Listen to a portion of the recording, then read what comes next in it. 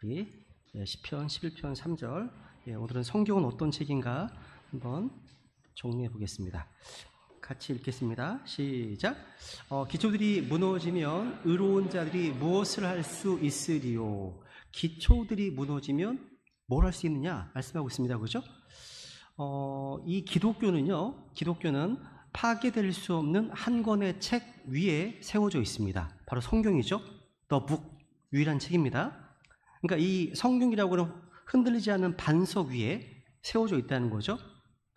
우리가 이제 공부하게 될, 그리고 구원받은 성경 신자들, 우리가 믿고 있는 모든 교리의 출발점이 성경입니다. 우리가 믿고 있는 모든 교리 시스템, 교리 체계 다 성경이 하나님 말씀이라는 그 기초 위에 서 있는 겁니다. 이 성경은요, 앞으로 전개될 모든 교리의 출처가 되고 근거가 되기 때문입니다. 그렇지 않다면 그 모든 교리 체계는 무너지는 거죠. 그죠? 그래서 종교개혁자의 그 표가 있죠. 솔라 스크립투라. 그죠? 오직 성경, 오직 믿음, 오직 은혜, 이런 구호가 있지 않습니까? 그죠? 그러니까 기초가 잘못되어 있으면 그 위에 지어지는 건물들은 위태로워지는 거죠. 정말 중요한 겁니다. 그죠? 여러분, 샘물이 그 근원보다 더 순수할 수 없습니다. 기독교 역시 성경보다 더 순수할 수 없습니다. 오늘날 타락하고 배교한 라오디게아 교회 시대를 오늘날의 어떤 배교한 기독교의 출처는 부패한 성서들 때문이다. 이런 걸 우리가 이제 알고 있습니다. 그죠? 그럼 이제 성경의 이름, 명칭부터 한번 좀 확인해 보겠습니다. 우선 먼저 성경에는요, 이 성경을 보면 이제 앞에 보시면 여기 이제 홀리 바이블에 써 있죠. 홀리 바이블. 성경의 역사 가운데 홀리 바이블이라는 명칭으로 쓰여진 최초의 성경이 킹제임스 성경입니다. 그 이전에는 홀리 바이블이 없었습니다. 이런 명칭이 킹제임스 성경에만 붙어 있습니다. 그죠? 그래서 이 홀리 바이블 하면 글자 수로 얘기를 하면 9글자입니다. 성경 수리학상으로 구라는 숫자는 열매 숫자입니다. 성령의 열매인데 몇 가지입니까? 9가지예요. 홀리 바이블도 9글자죠. 풍성 열매를 맺었습니다. 그죠? 근데 이 성경 관련해서 성경에는요, 책으로 많이 언급되어 있어요. 그러니까 성경을 책으로 언급하는 구절들이 상당히 많이 있습니다. 그래서 이 구절을 보시면 모세의 책, 이사야의 말씀들의 책, 시의 책, 대언자들의 책, 이렇게 언급되고 있죠. 바이블이라는 단어는요, 헬라어 비블로스, 책입니다. 또 비블리아, 책들입니다. 이 단어에서 나왔습니다. 그러니까 이 단어가 성경의 거룩한 책들을 언급하게 되었습니다. 성경은 66권의 책들로 이루어져 있지만 이 성경을 이사야서 34장에서는 The Book of the Lord, 주의 책이라고 말씀하고 있습니다. 주님의 책이에요. 수천만 권의 책 가운데 주님의 책으로 불려지는 유일한 책이 바로 이 성경입니다. 주의 책이에요. 그 책을 우리가 손에 들고 있다는 게 얼마나 큰 복인지 아십니까? 이 책이요? 주의 책이에요. 두 번째로, 이 성경을요, 이제 우리는 보통 이제 구약과 신약 이렇게 부르잖아요. 근데 이제 영어로 하면 올드 테스트먼트 또 뉴 테스트먼트입니다. 그래서 이걸로 이제, 성경 안에서는 상속 언약이다. 또 어떤 성경은 유언 언약이다. 또 어떤 성경은 유언, 이렇게 번역된 성경이 있습니다. 어쨌거나 이 테스트먼트라는 단어는요, 유언을 의미합니다. 그러니까 옛 언약과 새 언약 둘 다 피로 세운 것이기 때문에 동물의 피로 세워진 구약과 또 예수 그리스도의 피로 세워진 신약이 있죠. 그죠? 한번 히브리서 9장 15절 16절 같이 읽겠습니다. 이게 한번 이렇게 읽어나면 좋은데요. 이게 녹으면 안 된대요. 그래가지고 같이 읽어야 될 것 같습니다. 같이 읽습니다. 시작. 이런 까닭에 그분께서는 새 상속 언약의 중재자이시니 이것은 첫 상속 언약 안에 있던 범법들을 구속하시려고 죽으심으로써 부르심을 받은 자들이 영원한 상속 유업의 약속을 받게 하려 하십니다. 상속 언약이 있는 곳에는 또한 반드시 상속 언약하는 자의 죽음이 필히 있어야 하리.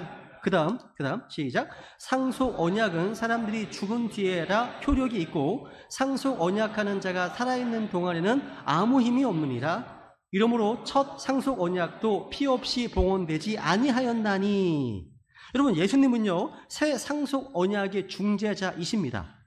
주님께서는 십자가에서 돌아가시기 전에 마태복음 26장에서 이것은 죄들이 사함을 얻게 하려고 많은 사람을 위하여 흘린 나의 피, 곧 새 상속 언약의 피니라. 바로 신약입니다. 신약, 뉴 테스트먼트, 새 상소언약이라고 말씀하고 있습니다. 그러니까 첫 번째 상소언약의 중재자는 모세였고요. 새 상소언약의 중재자는 예수님이십니다. 주님께서 새 상소언약의 중재가 되신 이유는 예수님께서 첫 번째 상소언약 아래 있던 범법들을 구속하시기 위함이에요. 그래서 이 테스트먼트는 바로 유언을 뜻하는 단어입니다. 상속언약, 유언언약이에요. 그러니까 여러분, 상속언약은 언제 효력이 발생합니까? 죽은 뒤에야 효력이 발생하는 거죠. 그죠? 그러니까 상속에 관한 모든 유언은 유언한 자가 죽은 뒤에 효력이 있는 겁니다. 상속 언약하는 자가 살아있는 동안에는 아무 힘이 없습니다. 그러니까 유언의 효력은 유언자가 죽은 뒤부터 효력이 발생하는 언약이기 때문이죠. 그죠?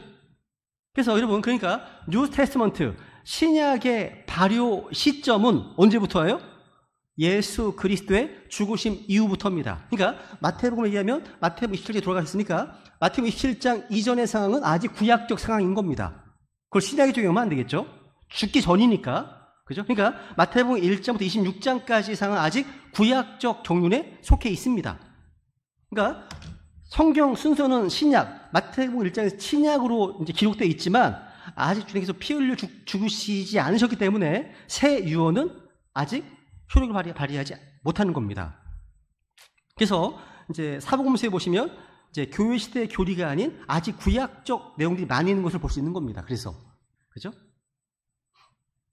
그래서 이제 새 상속언약 또 옛 상속언약 이렇게 뉴 테스트먼트, 올드 테스트먼트 이렇게 적혔다는 거, 그리고 사복음서는 아직 구약적 상황이라는 거. 세 번째, 또 성경은요, 성경 기록이란 말이 성경 기록, 스크립처라는 단어가 있습니다. 이 말은 이제 헬라어로 그라페라는 단어를 번역한 건데요. 그래서 성경 기록은 거룩한 기록이에요. 그래서 디모데 3장 15절 16절 시작. 또 어린 아이 때부터 내가 거룩한 성경 기록들을 알았나니 그것들은 능히 너를 지혜롭게 하여 그리스도 예수님 안에 있는 믿음을 통해 구원에 이르게 하느니라. 모든 성경 기록은 하나님의 영감으로 주신 것으로 교리와 책망과 바로잡음과 의로 교육하기에 유익하니. 여기 보시면 거룩한 성경 기록들 복수고요, 아래는 단수로 되어 있죠. 그죠? 그러니까 성경에 기록된 스크립처란 단어를 다 찾아보시면 절대 원본이 아닙니다. 그러니까 성경에 기록된 모든 스크립처를 다 찾아보시면 다 원본에서 번역된 사본들 또는 번역본을 가리키는 단어입니다. 여기에는 모든 성경 기록은 아직 신약 성경이 기록되기 전이기 때문에 구약 성경을 읽고는 말이에요. 근데 구약 성경에 보셔도요, 구약 성경 안에도 이집트 말을 번역해서 히브리어로 기록됩니다. 그러니까 번역된 성경도 하나님의 영감으로 주어지는 거예요. 그죠? 그런 얘기는 이제 나중에 영감에 대한 교리를 공부할 때 다룰 겁니다. 구약 성경에서도요, 이 단어가 처음으로 언급된 곳이 다니엘서 10장 21절입니다. 그러나 내가 진리의 성경 기록에 적힌 것을 내게 보여주리니. 보시면 진리의 성경 기록이란 표현 따라해보세요. 진리의 성경 기록. 자, 첫 번째로 언급한 곳입니다. 스크립션 단어가요.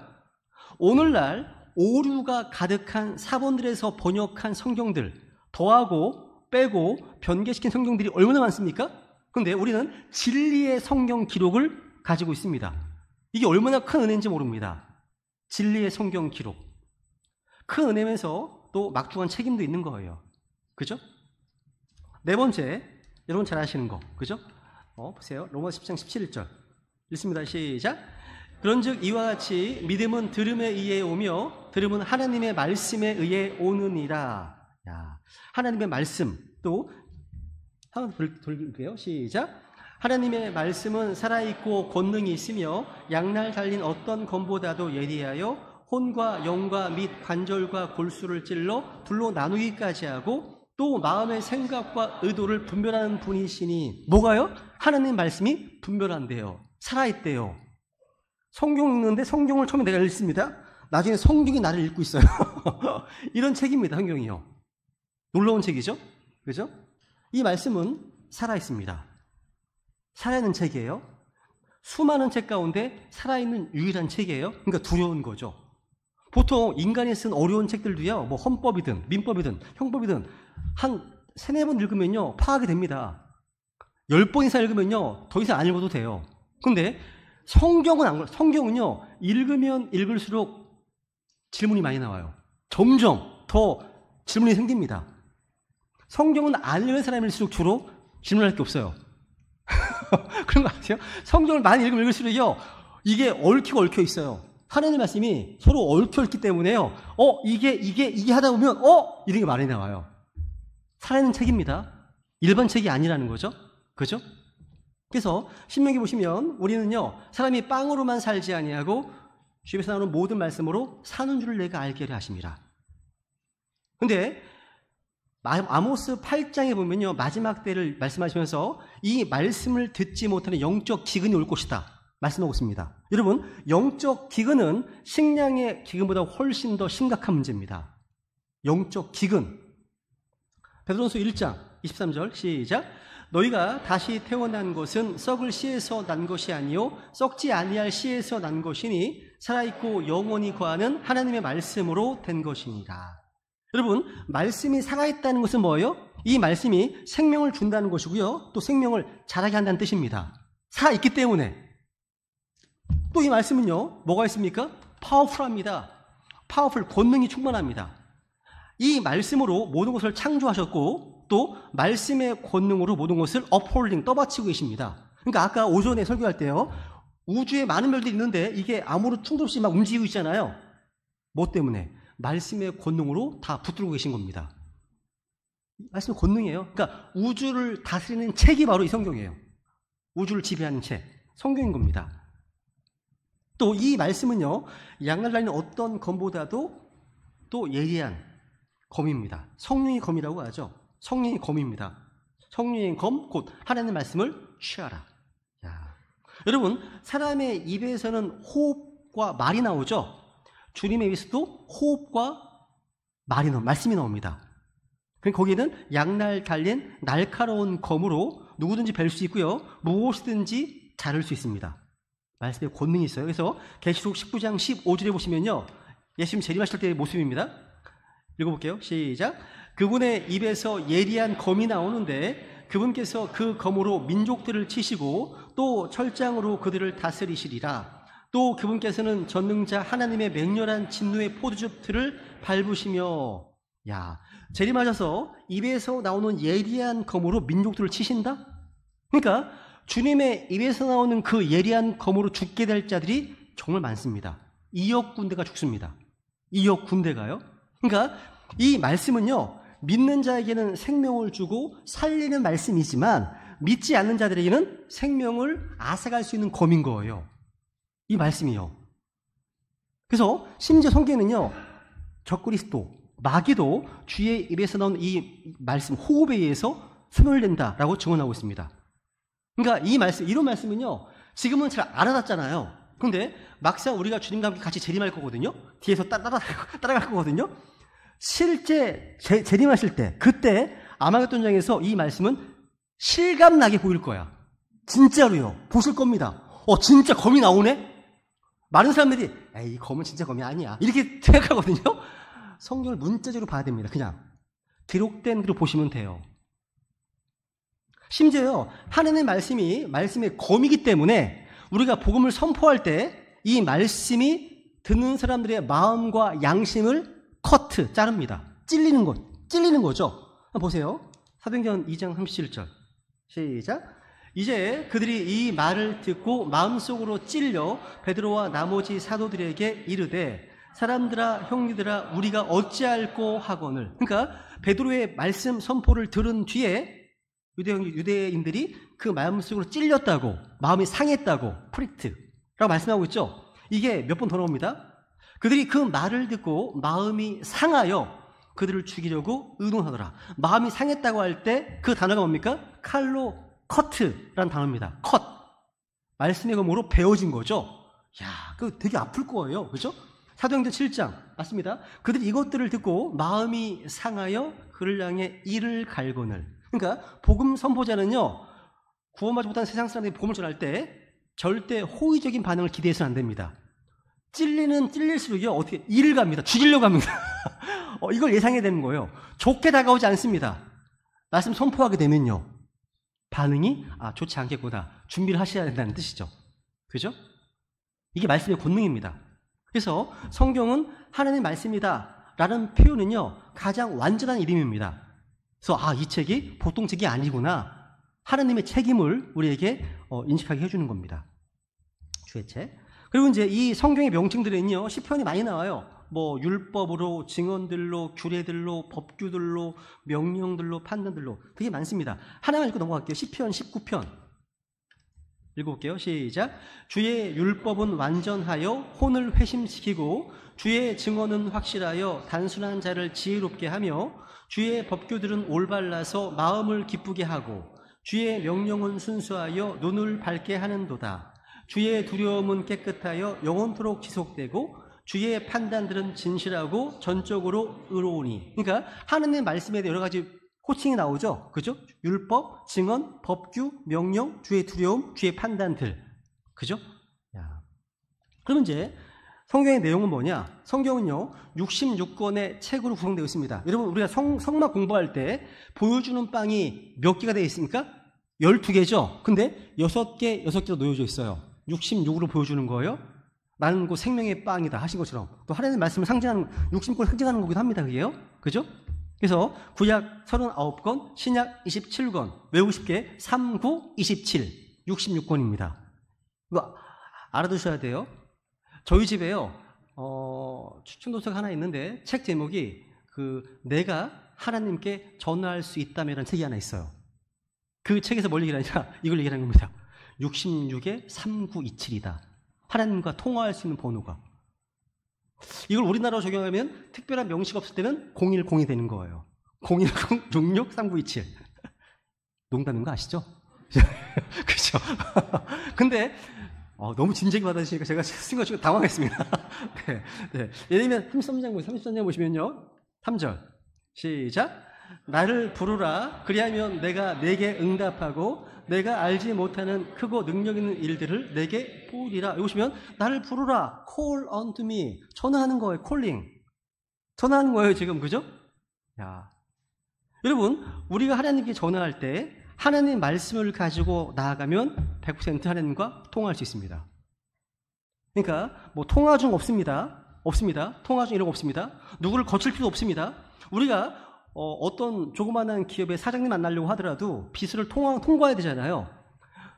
대통령 만나는 건 더 어렵죠. 통과할 게 많잖아요. 그죠? 그런데 만왕의 왕 만주주 하나님 만날 때는 직진, 바로 만날 수 있습니다. 성경을 통해서. 언제나 한 방 통하는 거죠. 통화 중이 없어요. 통화 중이 없는 겁니다. 그래서 이 책을 펼치기만 하면 하나님과 바로 연결될 수가 있습니다. 하나님께 전화하면 주님 응답하실 겁니다. 이게 하나님의 약속이거든요. 나를 부르라, 그럼 내가 응답하겠다. 하나님의 약속이에요. 전화를 안 하는 문제죠.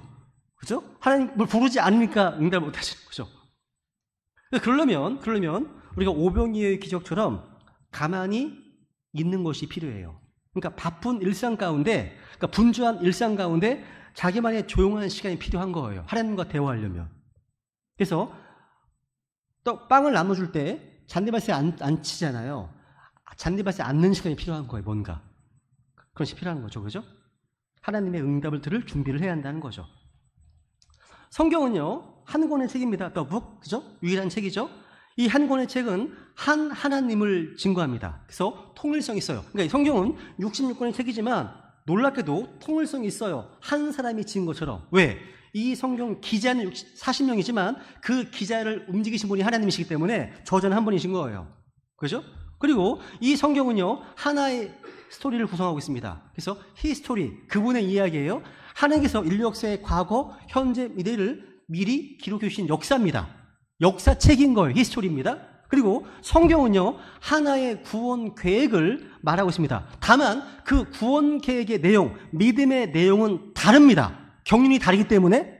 하지만 믿음을 통해 구원받습니다. 믿음의 행위도 믿음으로 얘기한다면. 그죠? 그리고 하나의 중심 주제는 뭡니까? 바로 예수 그리스도를 증언하는 책이에요. 그래서 성경을 읽을 때마다 성경을 통해서 예수 그리스도를 찾아보시면 좋겠습니다. 창세기 1장, 2장, 3장, 4장 읽어나가시면서 예수님을 발견하지 못했다면 제대로 읽으신 게 아닌 겁니다. 왜? 성경은 예수님을 증언하는 책이기 때문에. 구성은요, 구성은 약 40명의 인간 기자들이 이 말씀을 기록하기 위해서 사용되었습니다. 시간적으로도 또 장소, 공간적으로도 서로 달랐습니다. 그러니까 3개 대륙에서 뭐 왕, 정치인, 어부, 목회자, 군인, 뭐 농사꾼, 뭐 정치인 이런 사람들에 의해서 기록됐습니다. 얼마 동안요? 1600년 이상 동안에요. 그런데 성경이 통일성이 있어요. 기적이죠. 기적인 겁니다. 그죠? 그죠? 그래서 이제 기록 연대는 모세로부터 사도 요한에 이르기까지 대략 1600년, 1800년 동안 기록되었습니다. 그리고 언어는 일반적으로 넘어갈게요. 언어는 일반적으로 이제 구약은 히브리어로, 신약은 당시 코인의 헬라어로 기록되었습니다. 그리고 다니엘서와 에스라서 일부만 시리아어로, 아람어로 기록되었습니다. 그래서 수많은 사람들에 의해서 1600년의 기간 동안에 3개 대륙에서 기록되었지만 놀라운 통일성, 주제가 통일되어 있다는 사실, 이건 바로 하나님께서 자신의 영감으로 주신 살아있는 말씀이기 때문입니다. 그죠? 그래서 이걸 왜 보여드리냐면 빌리 썬데이라고 하는 되게 훌륭한 하나님의 사람이요, 설교 중에 이런 얘기를 했습니다. 그냥 제가 인용해 드려볼게요. 이렇게 설교했습니다. 만약 사람이 성경을 만든다면 성경을 믿지 않는 무신론자들과 유물론자들과 불가지론자들, 또 어떤 론자들로 하여금 할 수 있다면 성경보다 더 좋은 책을 만들게 해봐라. 모든 시대에 모든 민족들에게 있는 모든 도서관으로 가서 모든 책들로부터 선하고 고귀하고 순수하고 인스파이어링, 영감을 불러일으키는 그런 부분들을 모아봐라. 가서 지질학, 식물학, 천문학, 과학 분야에서 모아봐라. 그리고 그 결과들을 한 권의 책으로 만들어라. 그러면서 내가 당신에게 도전하는데 당신은 세상 모든 시대들의 모든 책들로부터 가장 좋은 것을 취한다 할지라도 성경의 그 근처도 가지 못할 것이다 라고 얘기했습니다. 만들 수 없다는 거죠. 이거는 하나님께서 주신 거니까. 다르죠, 당연히. 그죠? 게임이 안 되는 거죠. 네. 아브라함 링컨은 패스하겠습니다. 네, 구조를 보시면 한번 읽어볼까요? 시작. 또 그분께서 그들에게 이르시되 내가 여전히 너희와 함께 있었을 때 너희에게 말한 말들 곧 모세의 율법과 대언자들의 글과 시편에 나에 관하여 기록된 모든 것이 반드시 성취되어야 하리란 말들이 이것들이라 하시고, 여기 보시면 성경 구약을 세 부분으로 나누고 있네요. 모세의 율법, 모세 오경입니다. 창출 레민신입니다. 그리고 대언자들의 글, 바로 바벨론 포로 이전의 대원서가 있죠. 그러니까 여호수아부터 열왕기하까지입니다. 바벨론 포로 이후의 대원서들이 있죠. 이사야부터 말라기서입니다. 여기서 세 가지는 빠집니다. 그러니까 룻기하고요, 또 다니엘서하고 예레미야, 에가는 시가서로 갑니다. 시가서로 가요. 그러니까 시가서는 케투비나 역대기하부터 아가서까지입니다. 이렇게 분류하고 있습니다. 이것들을 뭐 네 가지로 나누기도 하는데 그런 거는 패스할게요. 뭐랑 뭐 그런 것들은 뭐 찾을 수 있는 내용들이니까. 다섯 번째, 그러니까 성경의 상징들. 그러니까 성경은요, 수많은 상징들이 사용되었습니다. 성경을 묘사하기 위해서. 먼저 성경은요, 거울입니다. 우리의 모습을 제대로 비추어주는 거울이 바로 성경이에요. 여러분, 거울은 거짓말하지 않죠? 성경도 거짓말하지 않습니다. 나의 모습을 그대로 보여줍니다. 그런데 거울이 깨져 있으면요, 잘못된 이미지를 보여줍니다. 그죠? 그렇다면 거울이 성경이라면 그러니까 깨어진 성경들, 그러니까 변개된 성경들은요, 예수 그리스도의 형상을 잘못 제시하겠죠. 또 우리 모습을 잘못 제시하겠죠. 그래서 오늘날 나오는 성경들, 미국에 나오는 성경들은요, 십자가를 지고 나를 따르라 해서 십자가를 지고를 빼버렸습니다. 삭제시킵니다. 십자가 안 줘도 되는 거죠. 그러면 이상해지는 겁니다, 진짜로. 그죠? 그래서 바른 거울이 필요한 겁니다. 바른 거울이 필요하겠죠? 그죠? 그래서 우리가 하루에 거울을 언제 제일 처음 보시죠? 그죠? 아침에 일어나면 보시잖아요. 성경도 여러분의 내면을 잘 단장하시려면 제일 먼저 일어났을 때 보셔야 되는 겁니다. 그리고 거울을 볼 때 깜깜한 데서 볼 수 있습니까? 밝아야 볼 수 있죠. 그죠? 마찬가지입니다. 이 성경도 성령님께서 빛을, 조명해 주시지 않으면 볼 수 없습니다. 그죠? 우리는 이 거울, 야고보서 1장에 있는 말씀인데요. 이 거울로 우리의 모습을 잘 보여주는 거죠. 그래서 우리를 잘 살피는 필요합니다. 두 번째, 성경은요, 열매를 맺는 씨앗이죠, 씨앗. 디모데후서 4장에 보면 2절에 보시면 in season and out of season. 이게 제철이든 제철이 아니든 간에 뿌리면 거두는 곡식의 씨앗이 바로 성경입니다. 뿌리시는 거죠. 그죠? 씨는 하나님의 말씀이죠. 제가 설교를 했기 때문에 넘어가겠습니다. 세 번째, 성경은 밤에 비추는 등불입니다. 그러니까 어두운 곳을 비춰주는 빛입니다. 빛. 유명 말씀 있죠. 읽어볼게요. 시작. 주의 말씀은 내 발의 등불이요 내 길의 빛이니이다. 그 다음 주의 말씀들이 들어오면 빛을 주며 이 빛이 단순한 자에게 명초를 주나이다. 와, 성경은 빛이고 등불입니다. 그래서 이 어두컴컴한 땅에서, 이 어두운 땅에서 하늘의 영광에 이르기까지 우리를 인도하는 정확한 내비게이션이 성경입니다. 그죠? 등불과 빛이라는 거죠. 정확한 로드맵이 성경에 있습니다. 또 이 성경은요, 성경 보면 찌르는 채찍, 또 못, 검으로 표현되어 있습니다. 성경은요, 집을 지을 수도 있습니다. 그리고 성경은요, 짐승을 기를 수 있는 못과 채찍이기도 합니다. 전도 12장 11절 시작.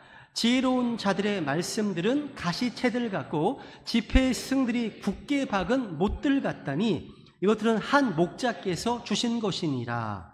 여기 이제 가시채들이라는 단어가요, 영어로는 GOADS라는 단어입니다. 이 단어는 뭐냐면 웹서전에 보시면요, 소나 양을 뭔가 이끌기 위해서 사용하는 채찍이나 긴 막대기, 그러니까 어떤 행동이나 반응을 유도하기 위해 사용하는 어떤 자극으로 정의합니다. 이 단어가요. 그러니까 하나님의 말씀은요, 우리를 자극합니다. 우리를 유도합니다. 우리 인도한다는 거죠. 그러니까 채찍과 막대기로서 우리의 행동을 바른 길로 유도하기 위해서 그 역할을 한다는 거예요. 이 말씀이요. 말씀이요. 그죠? 성령의 검을 찾았습니까? 그 다음. 또 하나님의 말씀은요, 불로 또 망치로 표현하고 있습니다. 읽겠습니다. 시작. 주가 말하노라 내 말이 불같이 아니하냐 바위를 산산조각 부수는 쇠망치 같지 아니하냐. 그러니까 성경은요, 태울 수 있는 불이기도 하고요, 무엇이든 부술 수 있는 망치입니다. 마음이 완악하면 망치로 부를 수가 있고요. 그죠? 마음이 뜨거우면 필요해. 말씀 읽으시면 돼요. 내 마음이 불같이 사무치게 됩니다. 그죠? 말씀이 불이기도 하고 망치입니다. 또 성경은요, 물입니다. 우리가 마실 수도 있고 또 씻을 수 있는 물입니다. 속사람을 씻을 수 있는 물이라는 거죠. 시편 119편 시작. 청년이 무엇으로 자기 길을 깨끗하게 하리이까 주의 말씀에 따라 자기 길을 조심함으로 하리이다. 그러니까 주의 말씀으로 조심하게 되면 깨끗하게 할 수 있는 거죠. 그죠? 그 다음, 내가 주께 죄를 짓지 아니하려고 주의 말씀을 내 마음속에 숨겼나이다 라고 되어 있네요. 야, 말씀 마음속에 많이 숨겨놓으세요. 간직하세요. 그러면 성화가 그냥 이루어지는 거예요. 성화가요, 말씀이 들어오면 돼요. 그리고 성경은요, 풍성한 영양소가 담긴 양식입니다. 성경이요? 성도들의 양식인 거예요. 그러니까 여기에는 성경은요, 젖으로, 또 고기로, 빵으로, 꿀로, 사과로 언급되어 있습니다. 여러분, 우리 육신은요, 매일매일 양식을 먹어야 살 수 있습니다. 성도들은요, 우리 안에 새로 태어난 생명이 있어요. 영적 생명이 있습니다. 그러니까 육신과 마찬가지로 영은 영적 양식을 먹고 자랍니다. 그런데 우리 주님께서는요, 최고의 영양사이시고 최고의 요리사십니다. 성경을 주셨어요. 이건 만찬 완전 뷔페입니다. 뷔페. 안 드셔서 문제, 안 드셔서 그 문제입니다. 한번 볼게요. 보시면요, 욥기 3장 12절 시작. 내가 그분의 입술의 명령에서 돌이키지 아니하고 내게 필요한 음식보다 그분의 입의 말씀들을 더 귀히 여겼도다. 진짜 그러십니까? 식사는 하시는데 성경 안 읽어. 안 됩니다. 식사를 안 할지언정 그분의 입을 더 귀히 여기셔야 됩니다. 하나님 말씀을. 제 얘기가 아니에요. 그죠?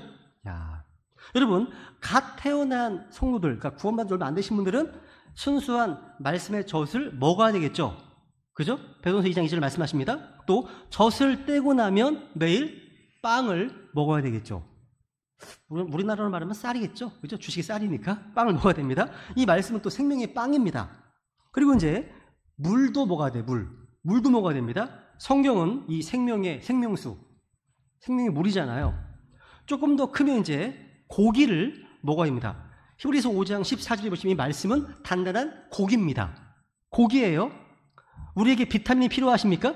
성경은 잠언 25장에 보시면 사과라고 표현해요. 사과입니다. 또 탄수화물이 필요하실 때는 말씀에 꿀을 드세요. 꿀.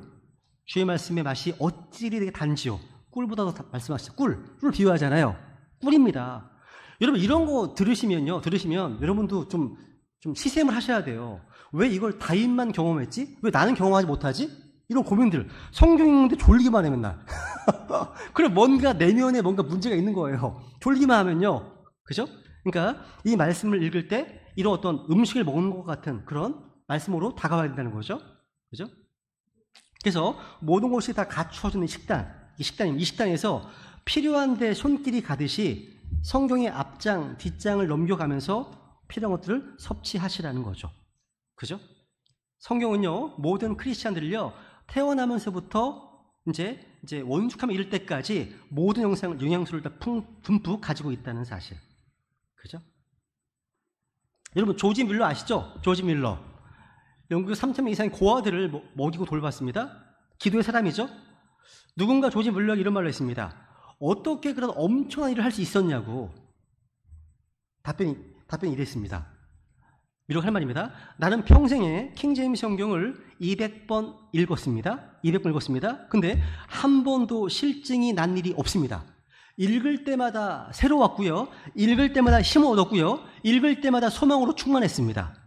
이것은 나의 54년간의 경험으로 말하는 겁니다. 나는 예수 그리스도를 믿고 처음 3년간은 성경을 안 읽었대요. 그때 자신은 믿는 성도로서 기쁨도 없고 소명도 느끼지 못하는 죽은 크리스찬이었다고 고백합니다. 그러면서 나는 그 2, 3년 동안을 missing time, 잃어버린 시간으로 생각한다. 이게 간증합니다. 자수전에 써 있어요. 잃어버린 시간. 여러분의 날들 계산했을 때 잃어버린 시간들이 얼마나 되십니까? 나중에 올라가시면 다 나와요. 다 나옵니다. 잃어버린 날들.